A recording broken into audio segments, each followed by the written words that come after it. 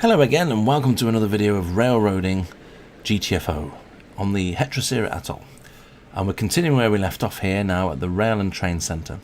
So the first thing I'm going to do is click on my GTFO HUD, get cargo, click on freight run and choose our next destination. Now we're going to go to a place called Jody. So see here, Jodis in fact, not Jody. Jodis Station. Let's just click on that and find ourselves a nice paying job. There we go. Load the job. Off it goes. Now then, a little bit more about RTC while we're here. When you do get here, you may have noticed I turned the engine off. One of the policies, different stations have different policies and safety policies. Safety policy here is to turn the engine off. One, because obviously it pollutes the air with you chugging away. And two, it means that an accident can't happen. Your train can't run off or anything while you're here.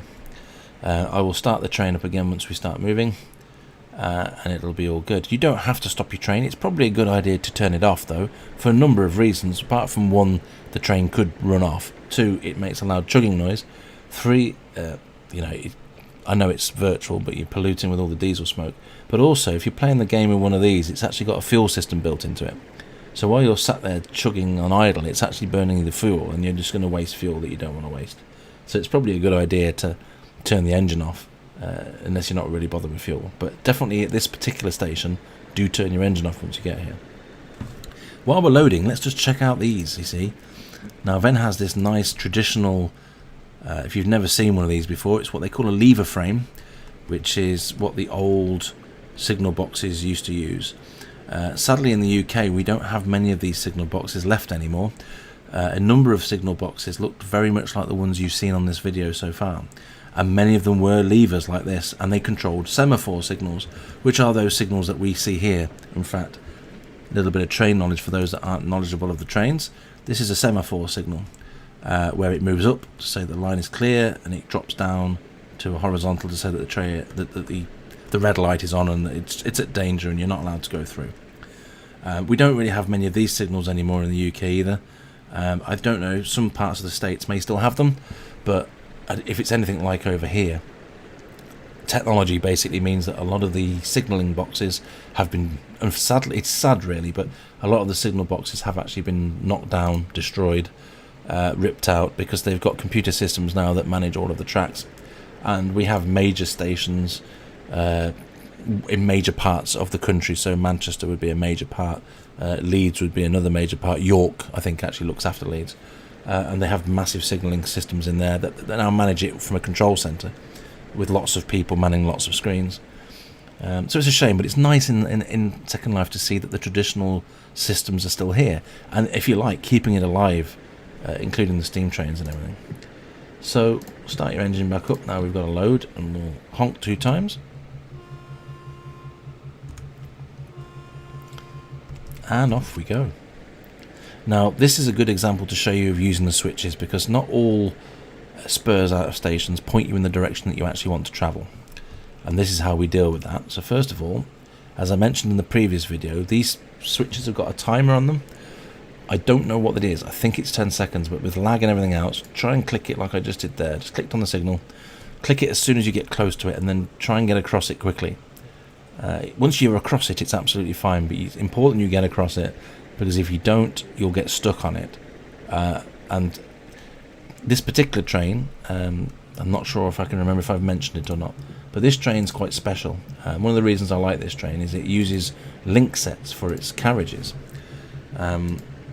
What that basically means, for those that aren't familiar with the building in Second Life, a lot of the trains, when you connect carriages to them, the carriages are separate objects. So you have the train itself and you have the separate carriages, and they effectively follow the train.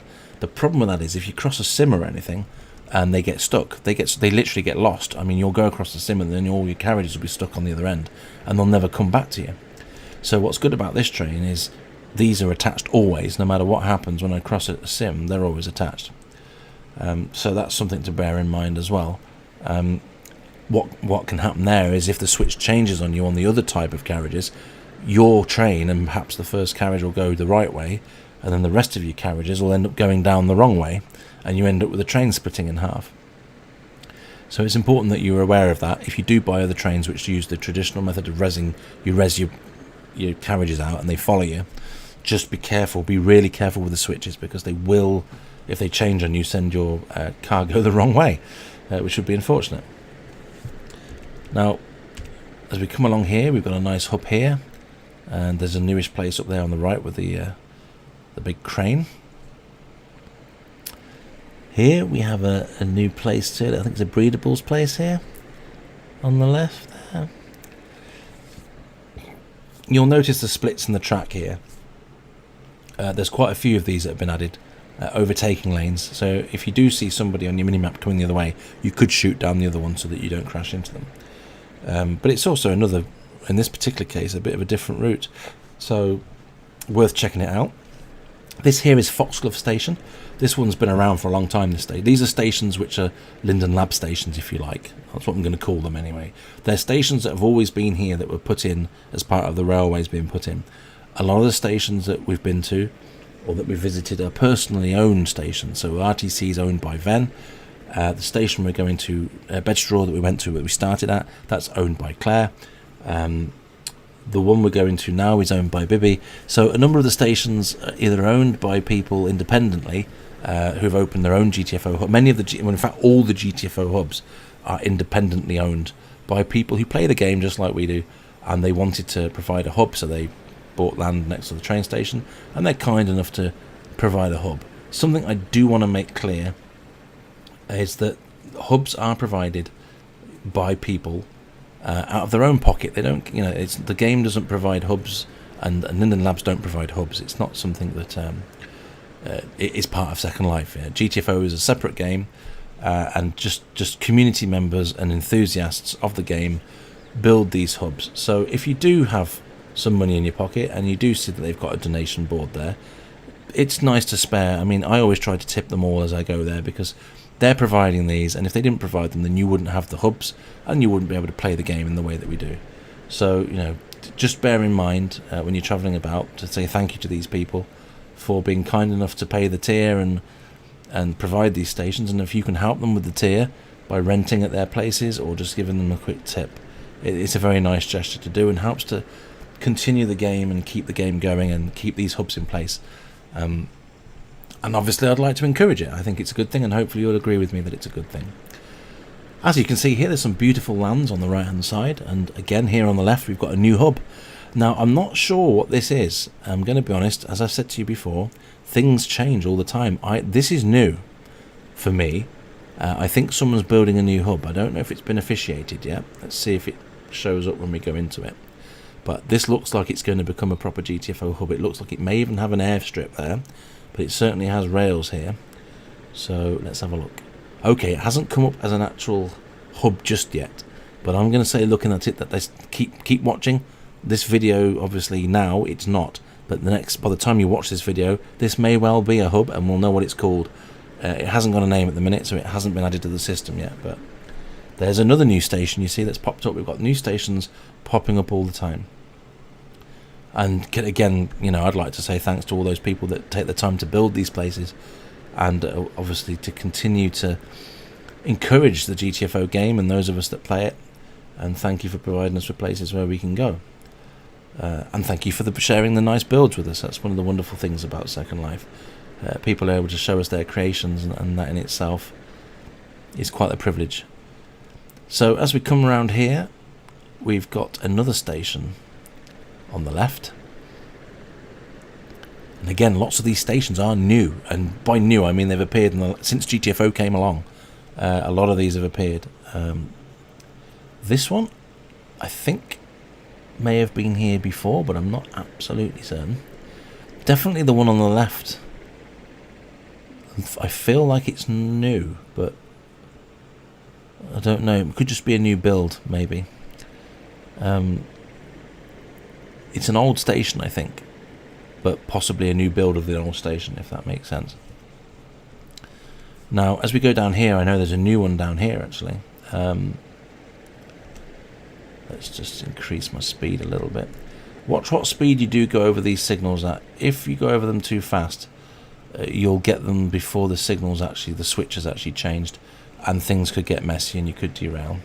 As I've mentioned before, there's no real speed limits imposed on the tracks, but it just makes common sense not to go bolting down there at 100%, because if lag gets you, you're going to end up losing the train in someone's living room. And trust me, people don't like it when bits of your vehicles end up in their living room. I've been on the unfortunate end of the stick where one of my vehicles landed in someone's living room once and they got very upset about it. Unfortunately, the lag does do that to you, but yeah, let's try not to leave our dirty diesels in people's living rooms if we can help it. Now then, this is quite a fun place. Another GTFO hub which has recently sprung up is the Gremlin Hollow. Here we go, it's just coming into view now. There's a nice little feature here. Let me not say anything and you wait to see it. Another place you can stop at, I haven't, but you can deliver here and pick up here too. Hey, hello. See, and you've got one going in both directions. I thought that was a nice touch. So if the person who owns Gremlin's Hollow watches this video, nice touch. I enjoyed that a lot, especially the first time I spotted it. Nice cuddly gremlins on each side. Very, very cleverly placed with your camera angle being what it is, which I thought was a nice touch. So you can stop there as well. Now down here is another one. That's a very interesting build. You see a lot of interesting builds along here. This one's kind of, I want to say steampunk, but it's not really steampunk, but it's kind of got all the fans and things. It's a bit more like Sonic the Hedgehog's end level floaty thing. You all know the one I mean, right? If not, you have to go and watch Sonic the Hedgehog. Flying battery zone or whatever it was. This is a really old station. You can probably tell by looking at it. It's pre-mesh, very early day build. Very early build using what was available back then, which in Second Life is nothing like what we've got now. Now we're chugging along the main side here. Looking around, it's a bit laggy now. It's a Saturday night. Those watching this, and Saturday nights are quite popular on Second Life. In hindsight, maybe not the best time to choose to make videos, but the lag's okay. It's not too bad.